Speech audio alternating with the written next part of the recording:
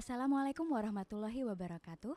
Selamat pagi Sobat Aviasi dan selamat datang di podcast Ngovi, Ngobrol Aviasi bersama saya Anissa selaku host pada sesi kali ini. Pada sesi kali ini kita akan membawa topik yang sangat menarik yaitu penataan ekosistem logistik nasional di Bandar Udara Internasional Sultan Hasanuddin Makassar.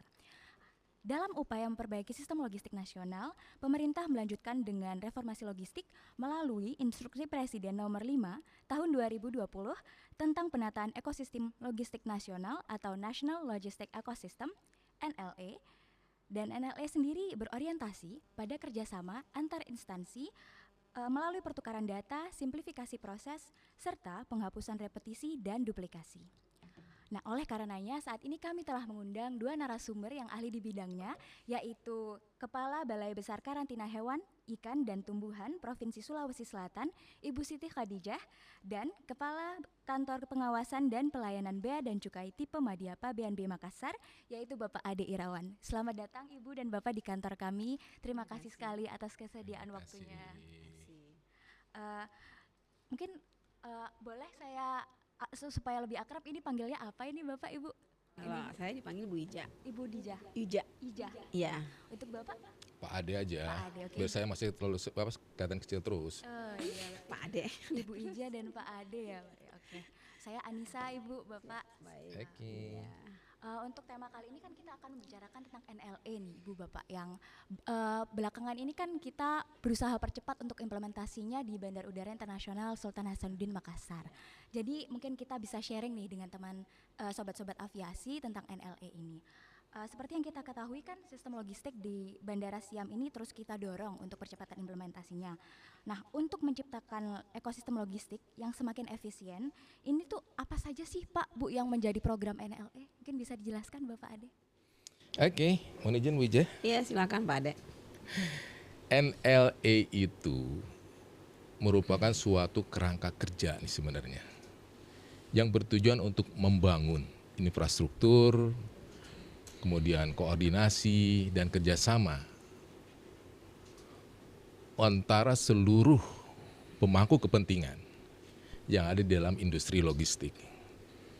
Jadi baik itu pemerintah, seluruh pemangku kepentingan ini ya, baik itu pemerintah maupun swasta yang ada di industri logistik. Jadi kita berkolaborasi, digabungkan di dalam NLE ini. Jadi lebih sederhananya bisa kita jelaskan bahwa NLE ini merupakan ekosistem logistik yang menyelaraskan arus lalu lintas barang dan dokumen sejak kedatangan sarana pengangkut itu, baik itu di laut dengan kapal lautnya maupun dengan pesawat untuk di bandara, sampai dengan barang tiba di gudang. Jadi untuk menyelaraskan itulah sehingga dibentuklah NLE ini untuk kemudahan-kemudahan yang diberikan dalam rangka simplifikasi atau penyederhanaan untuk efisiensi biaya, efisiensi waktu menggunakan sistem NLE ini. Ada program ini sesuai dengan instruksi Presiden. Sebenarnya NLE ini terbentuk karena ada instruksi Presiden nomor 5 tahun 2020 tentang penataan logistik nasional, di mana berdasarkan instruksi itu ada 42 rencana sebenarnya, ada 42 rencana aksi implementasi yang terbagi di dalam 4 pilar. Yang pertama adalah terkait dengan simplifikasi proses bisnis layanan pemerintah. Simplifikasi artinya ada penyederhanaan proses bisnis. Jadi dalam kegiatan importasi itu, kegiatan pemasukan dan pengeluaran barang itu di pelabuhan yang kita tahu hanya adanya sarana pengangkut, kemudian adanya importir atau eksportir, kemudian selesai barang itu keluar, padahal di dalamnya itu terdiri beberapa instansi pemerintah yang ada di sana, yang kemudian kita satukan di dalam NLE ini. Jadi kalau dulu misalkan kalau terkait dengan karantina ada customs, ada karantina, pada itu instansi pemerintah masing-masing dengan prosedur yang masing-masing. Dengan simplifikasi ini Kemudian kita satukan bahwa hanya satu wajah pemerintah yang ada di situ melalui sistem ini. Gitu loh. Dan kemudian kita simpelkan juga prosedurnya. Kalau dulu seorang importir misalkan, dia harus yang terkena misalnya harus ada dari karantina. Dia harus ke Kepabean dulu ke kami atau kemudian ke karantina misalkan. Bolak-balik dia. Tidak efisien baik secara waktu maupun biaya. Kemudian juga dalam pemeriksaannya misalkan pemeriksaan barangnya. Barang itu diperiksa karantina dulu. Ya kan? Kemudian Bea Cukai juga melakukan pemeriksaan. Nah, sekarang itu kita satukan. Jadi pemeriksaan secara bersama. Selain itu untuk pengajuan dokumen pun, ini kita menggunakan single submission. Jadi hanya satu kali tuh. Satu kali submit untuk ke seluruh instansi yang ada terkait. Kemudian untuk pilar berikutnya, pilar kedua adalah kolaborasi platform logistik. NLA ini telah menggabungkan ada sekitar lebih dari 50 platform nih logistik, terutama swasta dan pemerintah, yang tujuannya adalah untuk menyatukan itu, jadi mempermudah untuk transparansi dan efisiensi biaya logistik itu sendiri tentunya. Nah sekarang yang diutamakan adalah terkait dengan kepelabuhan, kemudian tracking, warehousing, vessel dan depo. Jadi ini yang yang aksi utama di dalam kolaborasi platform logistik ini. Jadi untuk kemudahan-kemudahan yang tentunya diberikan dalam rangka NLA ini. Kemudian pilar berikutnya adalah terkait dengan kemudahan pembayaran. Kalau dulu setiap jasa dari yang diberikan oleh instansi pemerintah itu kan ada PNBP-nya. Kita ambil contoh pada saat kedatangan sarana pengangkut misalkan. Itu ada jasa untuk PNBP untuk navigasi. Ada jasa untuk labuh. Ada beberapa PNBP yang harus dibayar. Dengan ini, dengan penyatuan ini, maka penyetoran atau pembayaran PNBP itu atas jasa yang diberikan oleh kementerian atau lembaga itu disatukan dalam satu billing. Jadi tidak lagi dia harus setiap kegiatan dia harus bayar nih PNBP-nya. Single billing. Nah ini kita satu lagi kemudahan yang diberikan. Kemudian juga yang pilar keempat adalah mengenai tata ruang. Jadi tata ruang. Jadi di sini untuk kelancaran kegiatan logistik di pelabuhan itu lebih diutamakan. Jadi baik di dalam pelabuhannya maupun di luar pelabuhan itu ada kemudahan dan percepatan di sana. Jadi tata ruangnya harus dibereskan. Salah satunya misalkan adalah terkait dengan untuk bisa saja pembangunan misalnya kereta tuh. Atau untuk autogate yang ada di pelabuhan. Itu salah satu contohnya yang ada di pembenahan tata ruang yang ada di pelabuhan. Jadi saya rasa ada 4 pilar itu. Jadi dari 42 aksi itu kemudian dimasukkan ke dalam 4 pilar tersebut. Demikian. Menarik sekali ya Bapak ya. Ini tadi sudah dijelaskan bahwa untuk mendukung program NLA pemerintah ini ada 42 aksi implementasi yang kemudian dijadikan ke dalam 4 pilar ya Bapak ya. Yang pertama ada simplifikasi, kemudian kolaborasi platform logistik, kemudian kemudahan pembayaran, dan yang terakhir pilar keempat adalah tata ruang ya Bapak. Menarik sekali. Juga tadi dijelaskan oleh Bapak singkat tentang single submission ya Bapak, layanan single submission. Mungkin masih banyak belum paham ini Pak, sobat-sobat aviasi di luar sana. Bisa dijelaskan sedikit Bapak mungkin terkait single submission ini tadi Pak? Single submission itu apa ya? Kalau kita bisa lebih kita ilustrasikan. Kalau dulu nih kita kan pengajuan dokumen itu sendiri-sendiri nih, ya. Betul nggak Bu? Betul. Ke Bea Cukai atau kemudian misalkan dengan karantina, ke pelabuhan itu sendiri-sendiri. Kemudian sekitar tahun-tahun berapa ya, itu pemerintah telah menyederhanakan tuh dia telah membangun suatu gedung, itu gedung namanya suatu untuk layanan bersama. Jadi kantor bersama lah. Itu pernah kita ada kantor bersama, betul nggak? Di situ ada pegawai-pegawai dari bea cukai, dari karantina kesehatan. Ini secara terpadu di situ dalam satu gedung itu. Itu sebelum ada perkembangan teknologi informasi nih. Dengan perkembangan teknologi informasi kemudian seluruh institusi, seluruh kementerian atau lembaga yang terkait dalam ekspor impor dalam logistik ini itu sudah mulai, walaupun masih sendiri-sendiri itu sebenarnya. Misalkan untuk impor terkait dengan karantina yang membutuhkan perizinan karantina, dia submit, betul nggak Bu? Submit ke PPK ya, PPK online. Dia submit dulu ke PPK online. Misalkan butuh dia dari perdagangan, perizinan perdagangan, dia harus masuk dulu ke Inatrade misalkan, ke bea cukai, akhirnya kemudian masuk ke melalui CESA kita, tapi sendiri-sendiri dia. Nah, dengan single submission ini ibaratnya itu kan juga semacam suatu rumah juga nih, suatu pelayanan satu atap juga. Tapi yang dengan single submission itu pelayanan satu atap tapi melalui di dunia maya lah. Jadi kita hanya submit, untuk sekali submit mengisi dokumen ke dalam melalui single submission-nya lewat LNSW.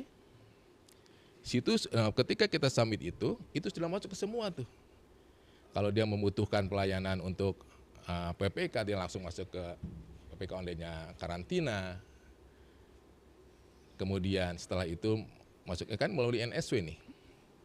Setelah itu mungkin itu yang membutuhkan misalkan dari perdagangan, dia akan langsung ke perdagangan. Tapi kan hanya satu kali input ya, satu kali submit di sistem itu. Selesai itu kemudian masuk ke bea cukai untuk ekspornya. Jadi hanya satu kali, artinya dia efisiensi waktu juga tuh. Ya kan, tidak lagi ada repetisi misalkan. Kan kalau misalkan dulu dia harus membuat dokumen, disampaikan ke karantina, kemudian dokumen lagi sampaikan ke perdagangan.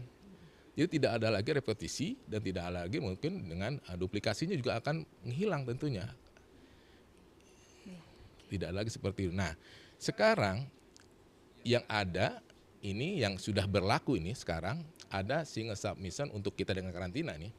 Ada single submission karantin SSMQC, karantin dan custom and karantin, itu digunakan untuk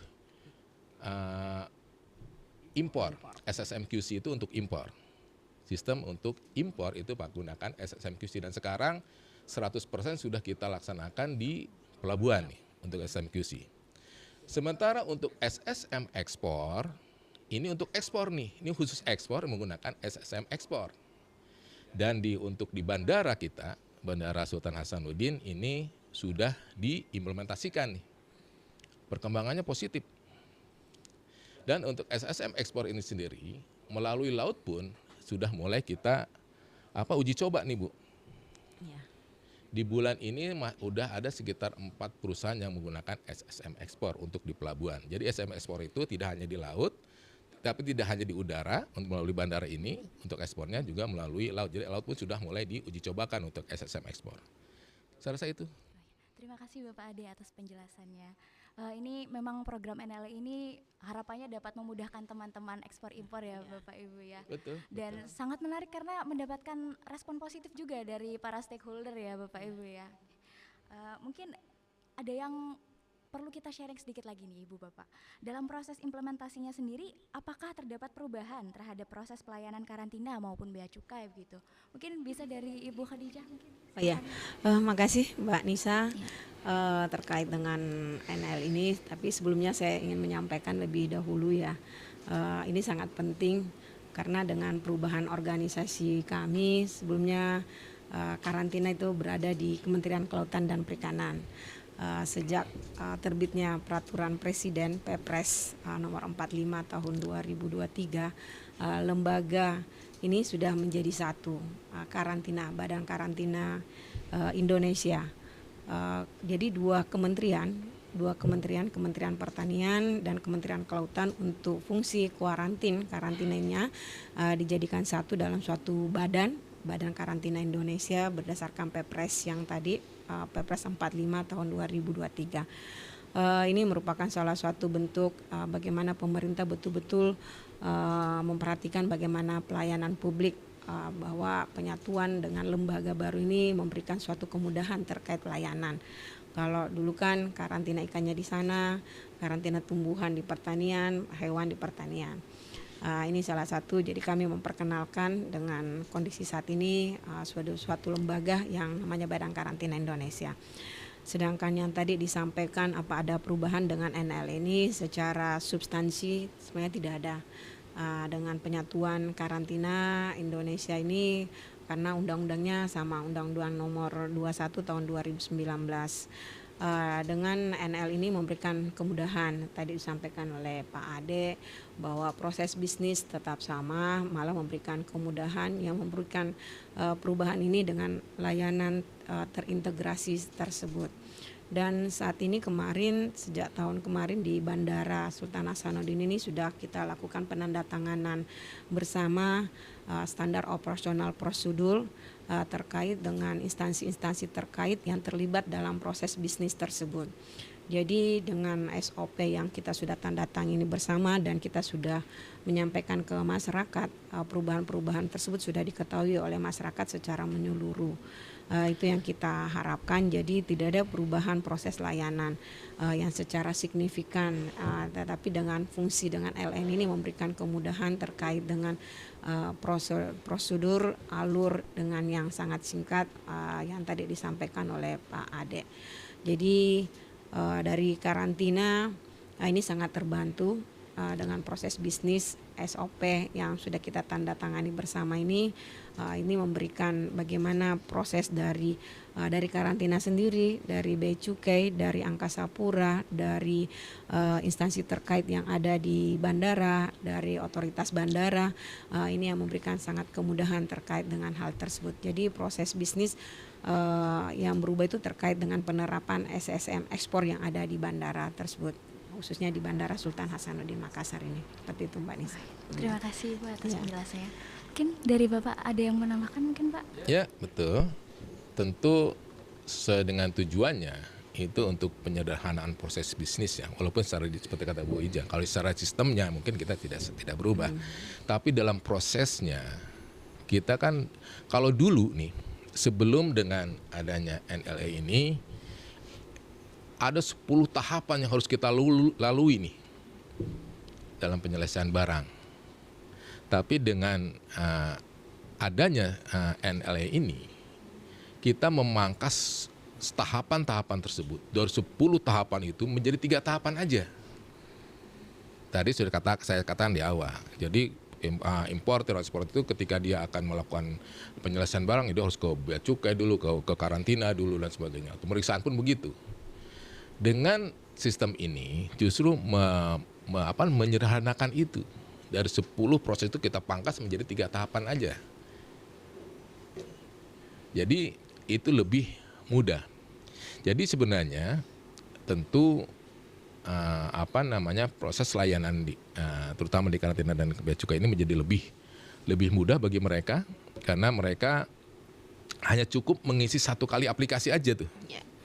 Satu kali ngisi, menginput melalui SSM ya yang ada di NSW itu, sudah tuh NSW inilah kemudian dia akan mengalirkan ke karantina apabila dia membutuhkan untuk dilakukan PPK, Bu ya. Kemudian ke bea cukai, dan pada saat melakukan pemeriksaan pun, kalau dulu itu kan masing-masing tuh, ya kan, karantina sebelum mulai ini kan berarti diperiksa dulu barangnya, ya kan, kontainer diperiksa dulu oleh karantina. Setelah karantina, kemudian dokumen yang ngalir masuk ke BC melakukan pemeriksaan juga. Jadi 2 kali pemeriksaan di sana. Dan dengan program ini hanya cukup 1 kali pemeriksaan. Kita lakukan pemeriksaan bersama. Kita ada tempat pemeriksaan fisik terpadu antara kami dari Bea Cukai dengan karantina. Jadi pemeriksaan itu cukup sekali. Jadi ini justru hemat biaya dan hemat waktu tentunya. Untuk karena hemat biaya, kalau kan harus bongkar muat itu kan dia harus bayar tuh. Makanya hemat biaya juga nih. Selain waktu itu. Jadi tentu sangat menguntungkan bagi pengguna jasa. Dan bagi kita pun setelah masuk ke sistem itu kan langsung tidak lagi tuh input masuk ke CISA lagi. Yang kita harapkan seperti itu nantinya. Jadi tidak lagi dia harus beberapa kali tahapan untuk dia melaksanakan impor atau ekspor barang. Saya rasa itu. Baik, terima kasih Ibu dan Bapak penjelasannya. Untuk teman-teman Sobat Aviasi nih, mungkin sedikit sharing bahwa seperti yang sudah dijelaskan oleh kedua narasumber kita yang keren ini, bahwa sekarang untuk pemeriksaan ekspor impor itu sudah dijadikan satu di Bandara Sultan Hasanuddin Bandara Internasional Sultan Hasanuddin Makassar, yaitu ada satu titik yang disebut dengan TPFT ya Bapak Ibu ya, tempat pemeriksaan fisik terpadu, di mana barang-barang tersebut akan diperiksa secara langsung oleh 2 instansi yang berbeda ini gitu. Jadi tidak harus ribet diperiksa satu persatu, bongkar muat satu persatu lagi. Kemudian nih Bapak Ibu mungkin bisa sharing dengan sobat-sobat aviasi sekalian, selama penerapan implementasi NLA ini kan pasti banyak sekali proses yang dilaksanakan begitu ya Bu ya. Mungkin ada diskusi antar instansi dari Otban, dari Bea Cukai, dari karantina begitu. Mungkin bisa di-sharing ini Bu, apa saja yang telah dilakukan dalam proses percepatan implementasinya? Oh ya, saya duluan ya Bu. Makasih Mbak Nisa. Jadi betul yang disampaikan, dengan implementasi ini banyak tahapan yang kita sudah lakukan. Yang pertama intinya K3, khususnya untuk sesama instansi terkait. K3 itu bagaimana kami berkomunikasi, berkoordinasi dan bekerja sama. Kenapa pentingnya K3 ini? Karena untuk bisa instansi terkait kami dari sisi kuarantin, Bea Cukai, teman-teman Angkasa Pura dengan Otban bisa sama-sama memahami terkait dengan ketentuan-ketentuan tersebut. Itu yang pertama kami lakukan, berkoordinasi dengan timnya Pak Ade, dengan tim Otban, tim Angkasa Pura. Yang kedua, kami melakukan edukasi. Edukasi kenapa kami lakukan atau sosialisasi untuk memberikan pemahaman kepada pengguna layanan kami, masyarakat secara umum, pengguna baik itu importir, eksportir, terkait dengan tahapan-tahapan yang akan dilakukan nanti pada saat penerapan SSM QC impor kalau di pelabuhan laut, kalau di sini SSM ekspor. Kenapa kami ini kita sudah lakukan dari 2 tahun kemarin, Mbak Nisa. Setelah kami mendapatkan informasi bahwa Bandara Sultan Hasanuddin ini sebagai salah satu lokus penerapan LLE tersebut, khususnya SSM ekspor, ini kita sudah melakukan sosialisasi. Tetapi kami tidak mandiri, tetapi kami bersama teman-teman khususnya dari Angkasa Pura, dari Bea Cukai, dari Angkasa Pura dengan otoritas bandara untuk bersama-sama menyampaikan fungsi dari masing-masing dari instansi tersebut. Karena kami sebagai pelaksana karantina di bandara, baik itu karantina tumbuhan, hewan, ikan, mereka harus memahami bagaimana sih prosedur apa yang disampaikan Pak Ade, bahwa mereka tidak dengan kemudahan tersebut mereka harus memahami. Misalnya kayak kalau kemarin mereka kalau mengurus karantina dia harus ke kantor karantina dulu, membutuhkan waktu. Mereka kalau mengurus misalnya prosedur persyaratan Bea Cukai ke Bea Cukai dulu. Dengan ini yang kita sampaikan. Jadi sebelum dan saat ini yang kita sampaikan kepada masyarakat, dan berupa baik juga bukan hanya proses bisnis, tetapi bagaimana nilai efektif efisien terkait dengan layanan, pembiayaan dan kemudahan-kemudahan yang didapatkan. Jadi saat ini kita sudah berada di posisi misalnya penyediaan terkait dengan setelah sosialisasi kita terkait penyediaan sarana prasarana. Kenapa dengan penyediaan ini sangat penting, Mbak Nisa, karena mereka membutuhkan tempat untuk melakukan untuk pemeriksaan fisik yang tadi Mbak Nisa sampaikan bahwa ada suatu tempat pemeriksaan TPFT. TPFT ini membutuhkan sarana dalam mendukung proses pemeriksaan, khususnya yang kalau di bandara ini adalah dominan adalah untuk pemeriksaan produk perikanan, komoditi baik itu live ataupun fresh atau frozen, itu dilakukan pemeriksaan. Di tempat ini kalau mereka yang tadi sampaikan Pak Ade, mereka melakukan pemeriksaan, diperiksa dulu sama karantina. Setelah diperiksa karantina sudah lengkap nih, misalnya tidak ada jenis-jenis yang tidak sesuai atau ada yang tidak sesuai, itu kan bisa dirilis terus lanjut lagi. Misalnya dengan kondisi saat ini ada TPFT yang ada di lini 1 saat ini memberikan kemudahan. Jadi semua komoditi perikanan yang akan diekspor itu sudah melalui proses pemeriksaan di sana. Di situ ada dilengkapi dengan dukungan dari tim Angkasa Pura, dengan dukungan dari otoritas bandara dan tim dari Bea Cukai. Ini memperlancar proses pemeriksaan sehingga sama-sama. Jadi pada saat kami melakukan pemeriksaan di situ adalah ada tim yang khususnya Bea Cukai untuk melihat bagaimana terkait dengan pemeriksaan tersebut, khususnya impor kalau misalnya di pelabuhan ya Pak Ade, itu ada suatu tempat. Kalau kemarin kan diperiksa dulu karantina, setelah itu lanjut dengan Bea Cukai, sehingga kita ketahui produk perikanan itu harus siap. Maksudnya siap, harus tidak bisa harus memerlukan waktu yang sangat singkat untuk dilakukan pemeriksaan, karena sangat rentan terkait dengan komoditi ikan hidup, Mbak. Kalau lama prosesnya, misalnya diperiksa dulu sama karantina, kembali diperiksa Bea Cukai, itu kan memerlukan waktu lama. Dengan layanan NL ini, simplifikasi, integrasi sistem proses bisnis, ini memudahkan terkait dengan NL. Jadi banyak tahapan-tahapan yang kita lakukan. Sampai saat ini kita juga tetap melakukan pendampingan. Ada pendampingan, kita ada namanya pendampingan, ada tempat klinik ekspor untuk memberikan menyampaikan apa sih hambatan-hambatan, tetapi tidak lepas dari dukungan dari timnya Pak Ade yang terkait SSM ekspor tersebut. Jadi itu yang tetap kita lihat, kita kaji, mengevaluasi secara bertahap, memberikan edukasi sehingga memberikan kemudahan dalam pelayanan publik. Seperti itu, Mbak Nisa.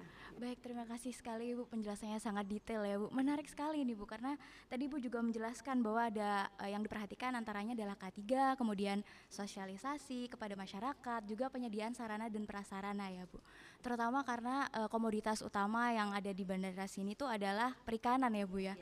Penting ya Bu untuk menjaga kesegaran perikanan itu ya Bu, komoditasnya ya Bu. Iya, betul Mbak Nisa, karena kalau kita ketahui mereka beberapa negara-negara itu mempersyaratkan terkait dengan bebas penyakit, kemunduran yang dikhawatirkannya ikan yang sampai di sana tidak sesuai dengan persyaratan yang kita butuhkan.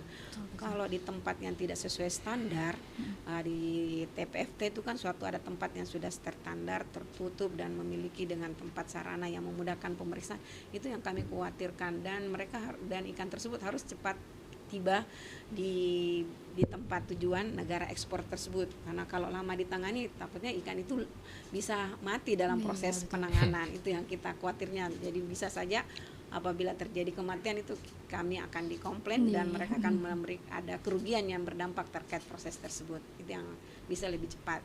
Dan alhamdulillah saat ini sudah berjalan dengan secara maksimal terkait dengan pelayanan publik, dengan aplikasi, dengan SSM ekspor ini yang ada di bandara khususnya.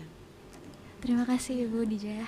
Mungkin dari tambahan dari Bapak Ade Bu, Bapak terkait dengan proses percepatan implementasinya apa saja yang telah dilakukan? Ya tentu kalau kita harus menyelesaikan program yang berkaitan atau yang beririsan dengan instansi, lebih dari 2 instansi. Yang penting itu adalah bagaimana kita membuat solid tim, ya kan, dari kementerian lain. Karena kita terdiri bukan hanya kalau sekarang bukan hanya Bea Cukai saja atau bukan hanya karantina saja. Jadi kita harus solid di sana. Itu koordinasi itu yang penting sebenarnya. Dan tentunya kita harus berterima kasih juga nih dengan Kawatban, ketua kelas kita, yang telah menyatukan kita banyak permasalahannya kita, sehingga kita akhirnya dapat mengimplementasikan nih program ini di bandara. Bagi kami sendiri tentu di Bea Cukai banyak yang telah kami lakukan agar bisa untuk diimplementasikan nih program NLA ini. Kami melakukan sosialisasi tentu, kami juga melakukan asistensi. Pernah kami mengundang dari importir, eksportir maupun dari PPJK pengguna jasa kepabeanan. Dan dengan narasumber ya terima kasih Bu Ija. Siap. Dari support sekali nih, karantina sangat support sekali Bu, dari Barantin untuk sebagai pemateri di sana. Kita juga harus mengedukasi masyarakat itu, bagaimana cara dia untuk submit dokumen misalkan, jangan sampai terjadi kesalahan pada saat submit, karena tentu nanti sistem akan mereject itu dan akhirnya akan berulang-ulang tuh, akan terhambat juga ekspornya.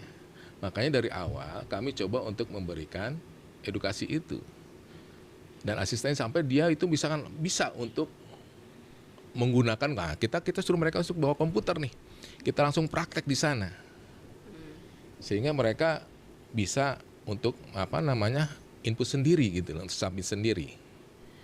Dan tentu juga kita juga melakukan monep juga nih terkait dengan sistemnya sendiri. Banyak permasalahan-permasalahan di sistem itu di INSW ini sudah kami sampaikan nih ke tim dari LNSC Pusat, NLE Pusat. Pernah kami sampaikan itu, jadi permasalahan-permasalahan yang ada di INSW itu kami sampaikan agar mereka juga mengantisipasi untuk perbaikannya, untuk penyempurnaan sistem ini. Jadi ke depan semoga lebih lancar lagi tuh untuk penggunaan sistem ini.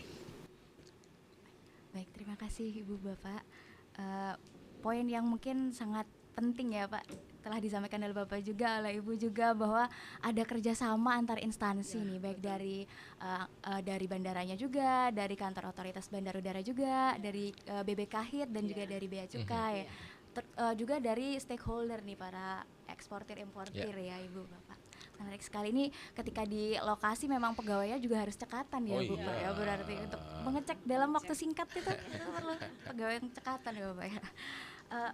Kemudian mungkin bisa sedikit sharing nih Bapak, manfaat apa saja sih yang sebenarnya ditimbulkan dari implementasi NLE ini? Karena kan mungkin orang masih bingung gitu mungkin ya, apa sih manfaatnya gitu, mungkin bisa sedikit nih Bapak. Makasih Mbak. Jadi kalau kami sebagai instansi yang ada di bandara, bagian dari sisi dari kuarantin, ini merupakan suatu hal yang sangat bermanfaat terkait dengan NL ini. Karena NL ini merupakan suatu simplifikasi yang dari awal tadi Pak Ade sampaikan, penyederhanaan. Kenapa penyederhanaan? Yaitu tadi mereka tadinya datang ke pintunya pelayanan karantina, pintunya Bea Cukai, atau pintu yang terkait beberapa dokumen-dokumen jadi sebagai salah satu persyaratan ekspor. Dengan simplifikasi ini memberikan penyederhanaan mereka dalam sistem ini. Kalau kita buka SSM ekspor, mereka hanya menekan dalam satu sistem, mereka akan menekan satu tombol, mereka akan memilih yang mana sih mereka pilih untuk persyaratan penerbitan. Jadi akan terbacalah di sistem itu. Oh ternyata harus ada Bea Cukai di situ. Bea Cukai akan dengan otomatis melihat. Oh akan terbaca. Misalnya ternyata kalau contoh di bandara, ada pemeriksaan yang harus dilakukan oleh karantina. Pengguna jasa itu hanya melakukan seperti itu saja, tidak harus ke kantor karantina, tidak harus ke kantor Bea Cukai. Otomatis kami sudah ada melihat sistem yang ada itu akan melihat sendiri. Oh ternyata ada permohonan nih yang dilakukan oleh para importir atau para eksportir. Itu adalah penyederhanaan. Itu sangat bermanfaat. Kami juga sebagai petugas tidak perlu lagi berkomunikasi yang dengan memakan waktu ke teman-teman Bea Cukai, ini ada permohonan nih, mari kita sama-sama, enggak seperti itu lagi. Dengan melihat sistem itu, ada notifikasi nih, kami harus melakukan dengan otomatis sesuai dengan tugas dan fungsi. Itu ada proses dari simplifikasi penyederhanaan dari prosedur sebelumnya. Dan paling penting adalah integrasi proses bisnis. Dengan kesederhanaan itu sudah semua terintegrasi proses bisnis dan pelayanan publik yang ada di situ. Dengan adanya simplifikasi, integrasi proses bisnis, integrasi pelayanan publik, ini masyarakat saya yakin sangat merasakan manfaat. Karena tidak perlu lagi Bu, yang misalnya nih kami ada pengguna jasa kami yang di luar daerah nih, misalnya ada sampai di Palopo atau di Selayar, mereka kan kalau mau datang ke sini butuh biaya. Dengan mengakses layanan yang ini mereka tidak perlu lagi datang ke kantor, cukup dengan layanan ini menginformasikan akan ada rencana ekspor berjalan, otomatis sistem itu akan berjalan karena sudah terkoneksi dengan antara karantina dengan bea cukai ya Pak Ade.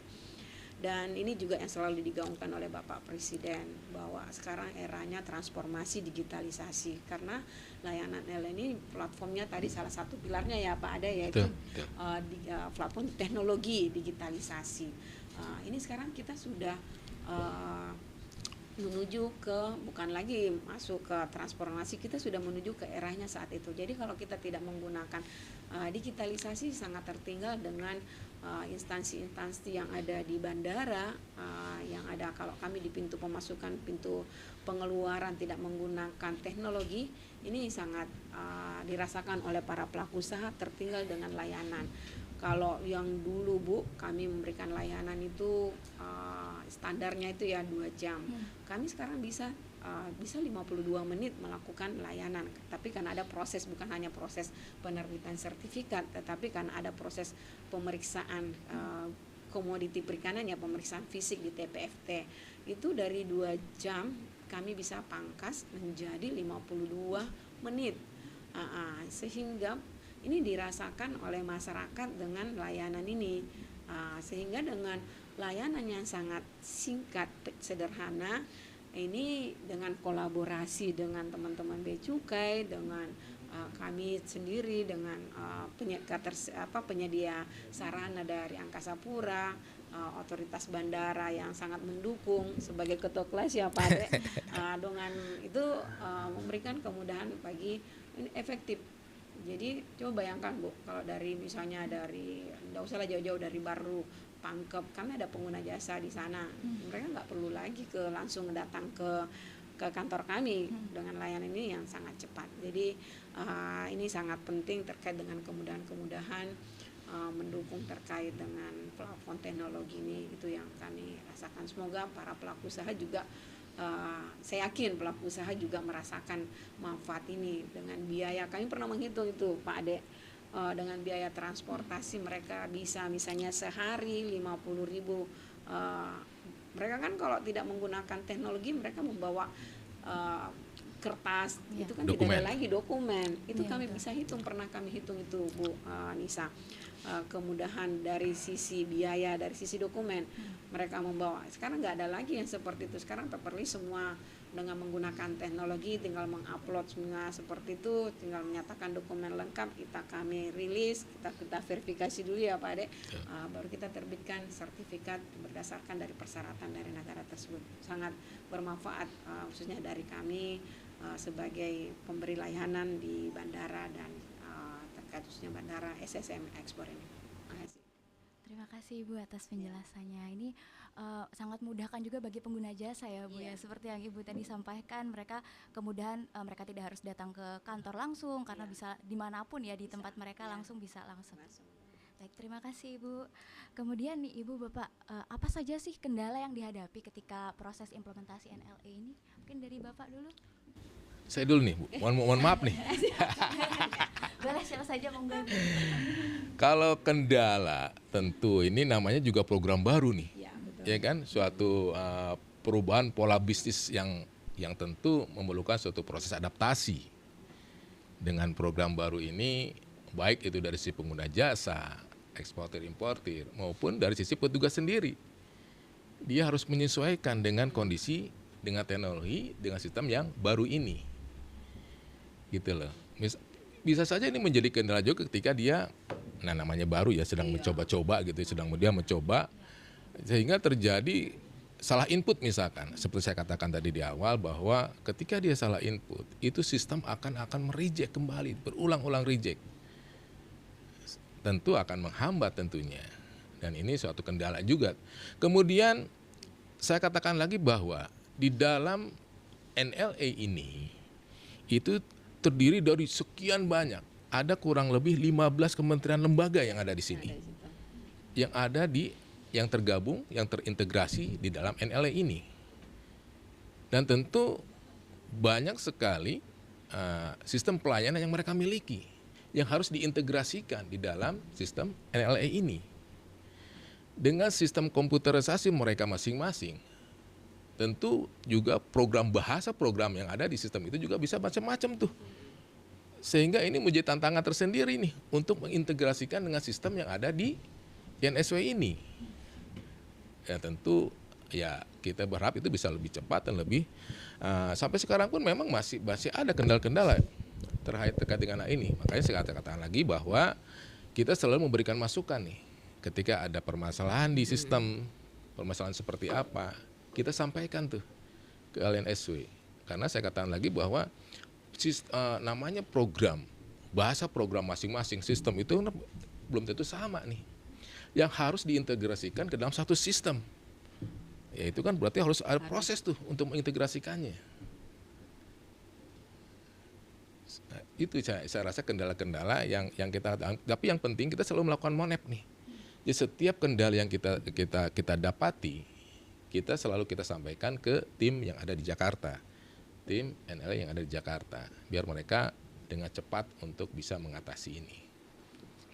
Saya rasa itu.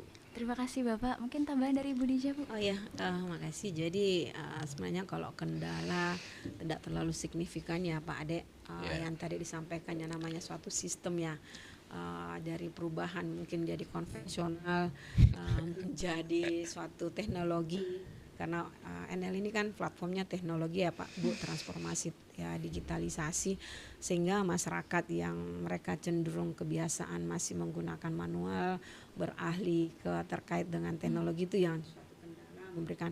Sedangkan masyarakat kami sebagai eksportir itu beraneka ragam Bu, misalnya dari latar belakang yang berbeda ya, dari latar belakang pendidikan yang berbeda, dari sisi yang banyak yang berbeda, jadi sifatnya heterogen lah, sehingga suatu tantangan untuk bisa kami menyampaikan secara berlahan pasti seperti ini loh.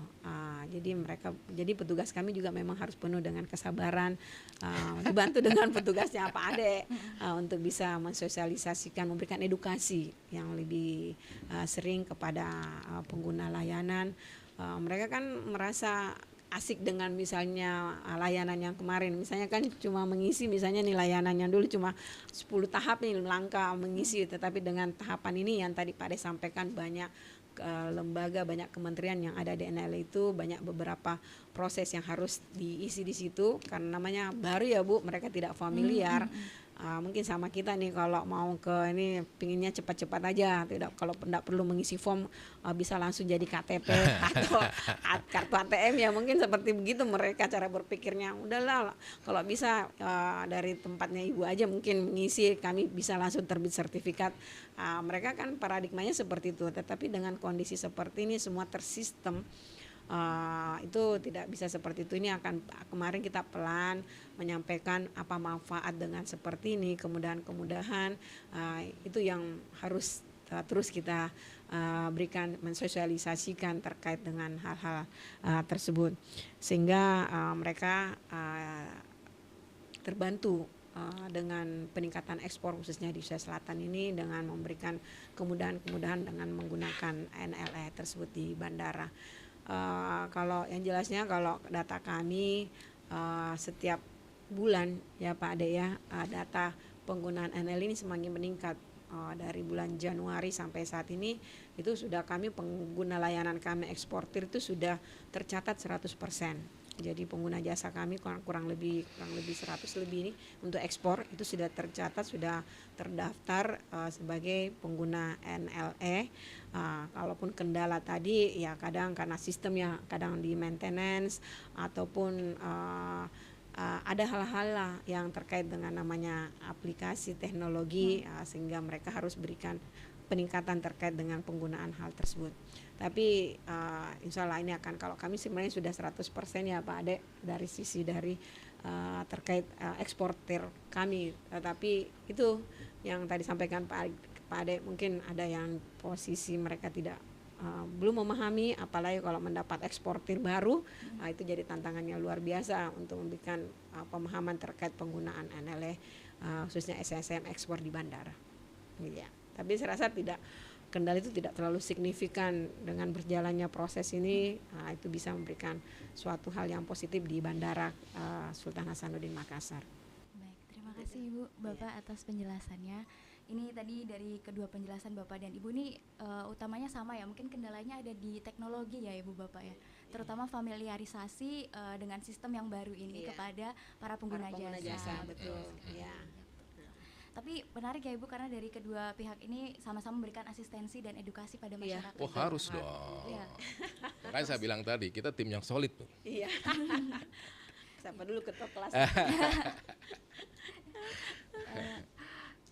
Kan sampai saat ini kan kita sudah lihat ya Ibu Bapak atas penjelasannya tadi, sudah ada implementasi NLE di Bandara Sultan Hasanuddin Makassar ini. Kemudian sejauh ini nih Ibu Bapak, apakah ada harapan dari Bapak dan Ibu terhadap implementasi NLE ini ke depannya begitu?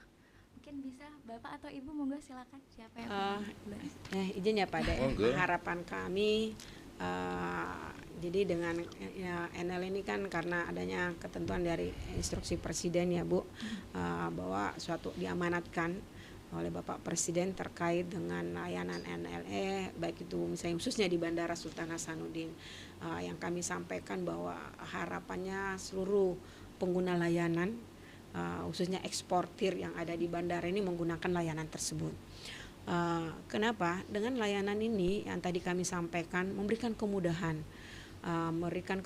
memberikan manfaat yang luar biasa terkait percepatan layanan, baik itu percepatan layanan khususnya bagi kami di karantina ataupun instansi lain, dan kedua memberikan suatu pertumbuhan ekonomi khususnya di Sulawesi Selatan. Kenapa? Semakin mengalirnya, semakin cepatnya proses itu akan semakin sering melakukan kegiatan aktivitas lalu lintas ekspor, khususnya baik itu komoditi hewan, ikan dan tumbuhan yang ada di Bandara Sultan Hasanuddin.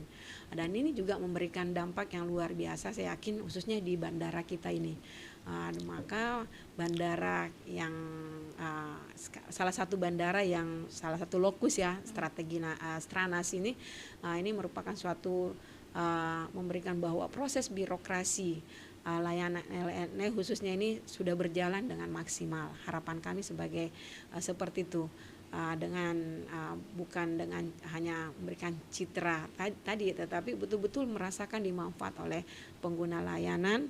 Kami juga sebagai petugas pemberi layanan merasakan manfaat tersebut, dan semoga masyarakat eksportir khususnya itu tadi menggunakan layanan 100% dan memangkas yang namanya yang selalu digaungkan oleh Bapak Presiden, tidak ada lagi penggunaan layanan secara manual. Kenapa kalau manual? Manual itu memberikan suatu hal yang kita hindari, karena kayak tadi pembayaran semua non tunai, tidak ada lagi tatap muka, itu kan salah satu meminimalisir yang namanya korupsi. Jadi kita ingin bandara kita ini bandara bersih dari KKN, korupsi, karena apalagi sudah digaungkan kita sama-sama instansi WBK, wilayah bebas dari korupsi, menuju wilayah WBBM, itu yang kita harapkan sehingga Indonesia menuju Indonesia Emas di tahun 2045. Seperti itu. Terima kasih. Ya, seperti yang dikatakan oleh Bu Ija tadi, bahwa apa yang diharapkan dengan penataan logistik ini, itu juga suatu harapan dari pemerintah tentunya, dari Presiden sendiri, tentu adalah untuk kelancaran arus barang, arus logistik, yang tentu yang diharapkan adalah jadinya efisiensi biaya, efisiensi waktu, dan tentu pada akhirnya multiplier efeknya adalah semakin dia efisien, apalagi dia akan digunakan misalkan untuk memproduksi barang nih. Ya kan, semakin efisien, maka bagi perusahaan biaya yang harus dia gunakan, biaya yang harus dia keluarkan, cost of goods sold untuk membuat produk yang akan dia ekspor misalkan, itu akan menjadikannya produk itu bisa dapat bersaing di luar negeri. Ini artinya bahwa Indonesia itu dipandang sebagai negara yang bisa untuk masuknya investor tuh. Dengan kemudahan-kemudahan, dengan biaya logistik yang sangat murah, itu bisa untuk menarik investor untuk masuk ke Indonesia nih. Ya semoga masuk ke Sulawesi ini nih, Sulawesi Selatan khususnya. Jadi bisa untuk meningkatkan daya saing kita, meningkatkan daya saing produk kita di pasaran internasional. Dan tentu pada akhirnya akan meningkatkan pertumbuhan ekonomi bangsa kita nih. Ya. Outcome yang diharapkan itu pertumbuhan ekonomi bangsa kita untuk seperti katakan Ibu tadi, untuk menuju Indonesia emas itu. Dengan tumbuh positifnya pertumbuhan ekonomi kita, tentu pada akhirnya adalah meningkatkan kesejahteraan masyarakat tentunya. Itu untuk mencapai Indonesia maju, Indonesia menjadi Indonesia emas itu tadi. Saya rasa semua harapan itu terpaku dengan bagaimana ekosistem logistik ini dapat terus ditata. Jadi penataannya terus berlanjut nih. Karena ini sebagai fondasi yang diperlukan nih untuk mendukung pertumbuhan ekonomi bangsa kita ini. Saya rasa seperti itu.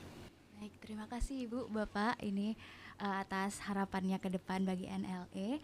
Mungkin izinkan saya mungkin sedikit merangkum ya Ibu Bapak ya, bahwa NLE ini atau National Logistic Ecosystem ini merupakan program pemerintah simplifikasi dan juga integrasi proses bisnis yang dilaksanakan oleh berbagai lembaga yang terkait dengan ekspor dan impor untuk memudahkan masyarakat sebagai pengguna jasa ya Ibu Bapak ya. Yang utamanya programnya ini adalah kaitannya dengan transformasi digital sehingga masyarakat itu lebih mudah untuk mengajukan dokumen dan lain sebagainya, hemat secara biaya, hemat secara waktu juga. Kemudian bagi kementerian dan lembaga juga lebih mudah untuk melakukan pengecekan ya Bapak Ibu ya. Harapannya semoga ke depan penerapan NLE ini akan membawa perkembangan ekonomi yang baik utamanya di Sulawesi Selatan sehingga kemudian dapat menarik investor dan juga memberikan pertumbuhan ekonomi yang baik bagi masyarakat sehingga tujuan utamanya akhirnya pasti adalah untuk kesejahteraan masyarakat ya Ibu ya Bapak. Oke. Terima kasih Ibu Bapak atas kehadirannya pada pagi hari ini. Terima kasih atas waktunya sudah hadir di kantor kami dan ngobrol bersama sobat-sobat aviasi di podcast Ngopi Ngobrol Aviasi. Saya Anissa bersama Ibu Hadijah dan Bapak Ade Irawan mengucapkan terima kasih dan selamat pagi. Pagi semua. Makasih.